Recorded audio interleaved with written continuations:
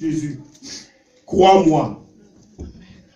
Crois-moi. Jésus est obligé d'aller maintenant en détail. D'abord, il s'est approché d'elle, il lui a demandé de l'eau à boire. Amen. Amen. Après, il indique son problème. Va, appelle ton mari. Elle passe de Jésus juif à Jésus Seigneur, de Jésus Seigneur à Jésus prophète.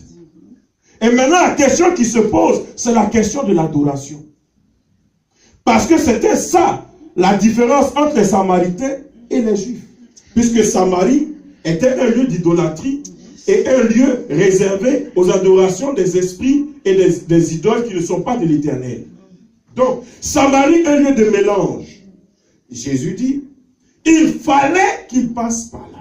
Il fallait qu'il s'arrête là. Pourquoi? Parce qu'à Samarie, il y a des enfants de Dieu, des gens qui ont un appel, des gens qui ont une grâce, des gens qui ont une mission, mais personne ne pouvait les éclairer.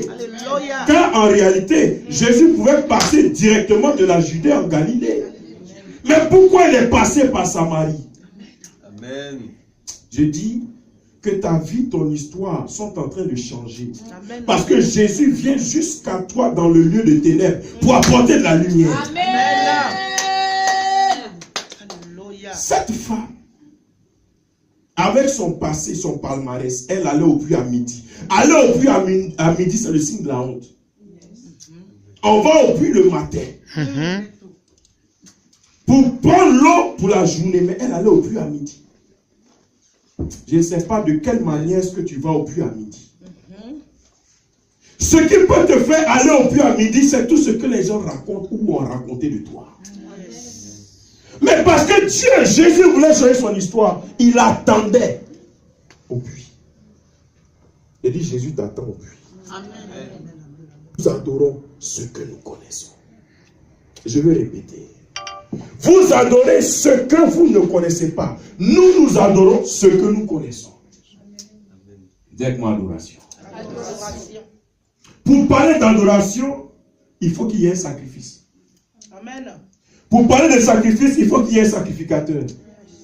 Amen. Alléluia. Amen. Et pour parler de sacrificateur, il faut qu'il y ait le sacré. Donc l'adoration inclut en elle le sacrifice, le sacrificateur et la compréhension du sacré.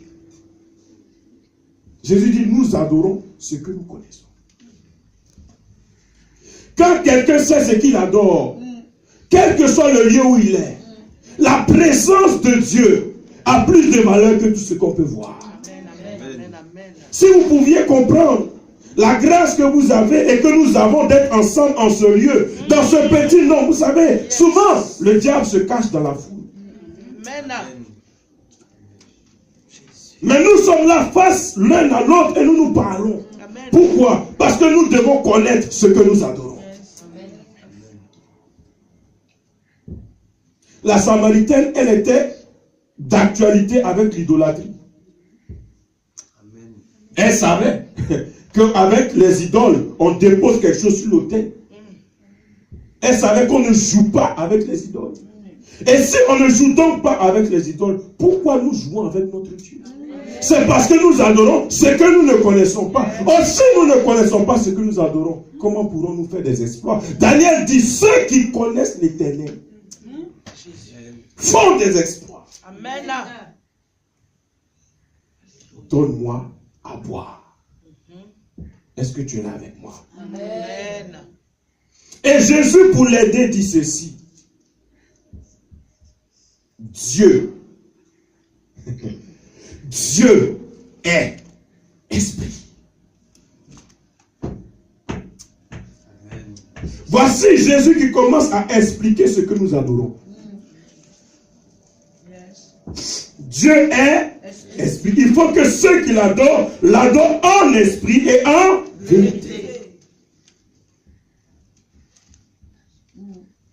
Dieu est esprit. Dieu n'est pas physique, Dieu n'est pas matière, Dieu est esprit. Amen. Et ceux qui l'adorent doivent l'adorer en esprit et en vérité. Si nous voyons bien le verset,